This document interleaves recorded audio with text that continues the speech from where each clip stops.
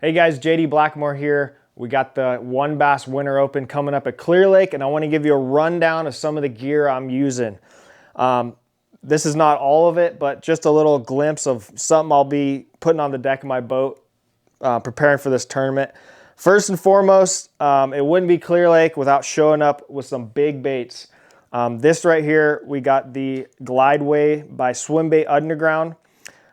This is just one of the many baits I'll be throwing. Definitely be throwing to depths 250. But this right here is kind of a good mid-size bait, a 176 size. I like throwing that on 20-pound Samurai J Fluoro. And I'm throwing that on the Daiwa Tatula XT. And it's a 7.6 heavy rod. Good for mid-size glide baits, soft baits, A-rigs. But I throw that on the Daiwa Steez A in about a 7:1 gear ratio. That's good for, throwing glide baits. Next, we got here, you're going to be wanting to key in on reaction bites in this, the cold weather. Right here, got to have a lipless crankbait on. I got the Depths MS Vibration tied up right here. This color right here is Baby Gill, but it's kind of like a shaddy color. I really like this color. It's kind of in between a little bluegill and a shad. I throw that on the Daiwa Tatula Elite, and this is a 7.4 medium heavy with straight 20-pound J Fluoro Samurai. I got that on the Zillion here. Great setup. Also, with this setup, I'll also be throwing, a spinnerbait, a chatterbait. Chatterbaits, I'll definitely have a chatterbait rigged up. They like that this time of year in the cold. Even if you can find some grass or just skip it under the docks, that'll be great. Next, I'm a big finesse guy, so I always got spinning rods on my deck, even Clear Lake. One thing I really just don't leave home with is a Nico rig. A Nico rig is just, I catch them everywhere I go. This right here, we got the Depths Kinko worm. And funny thing about this is I actually like getting this color. It's gray.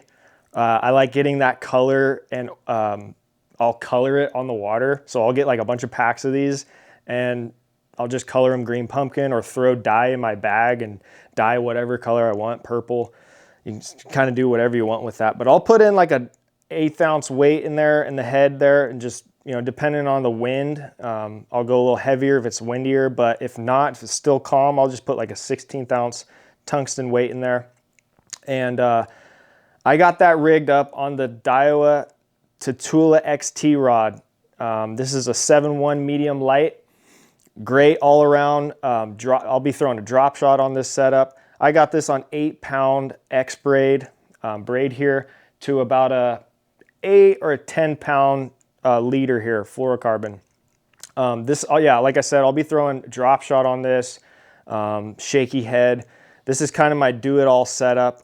All right, next, let's go into what everyone wants, the Depths Sakamata shad. This is gonna play big at this tournament. I think, it's played a big role in the last few tournaments, trying to find those schooling bass that are keying in on shad. You see here, I got a red and yellow color here, just something a little different than everyone's throwing. Everyone throwing a shad. Maybe I'll throw something a little different, just offer something they haven't seen before. But this rig I throw on a Daiwa Tatula XT 7-foot medium light. I want a real light rod when throwing this bait, because I throw that on 8-pound X braid to about a 14-pound leader. And with this Daiwa Tatula XT rod here, these come in at $100. Best bang for your buck rod you can ever get, in my opinion. And I throw that on the Tatula MQ here. Great rod. This tournament, we're gonna have big bass. You're gonna have a big giant bass on the end of your rod. You want to invest in a good reel with a good drag. If I were to spend my money on any part of your setup, it would be your drag system, and that Tatula MQ has it. Another, key bait I'll be kind of throwing around with this is a jerk bait. I don't have that here with me. A jerk bait and something that just imitates bait fish. So that's pretty much the breakdown of everything we got going. And then one last really cool tip is the nitrile gloves.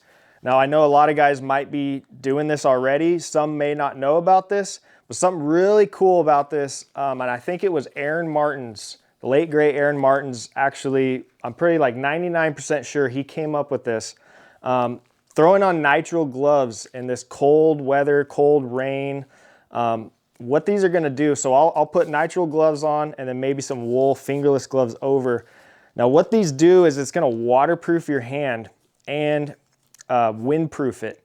So anytime you've ever worn latex or nitrile gloves and the first thing you've done after you take them off, your hands are all sweaty. So it'll retain some heat. It's probably not gonna make your hands warmer, but it will retain heat.